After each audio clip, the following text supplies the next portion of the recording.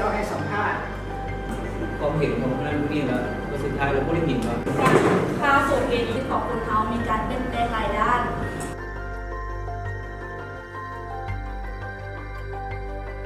มันจิตว่างหลานเลย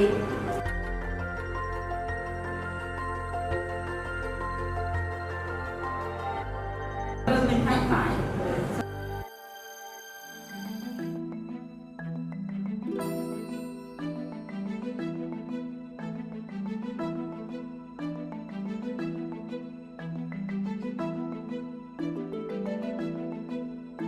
ในสังคมลาวเขามันได้เกิดขึ้นหลาย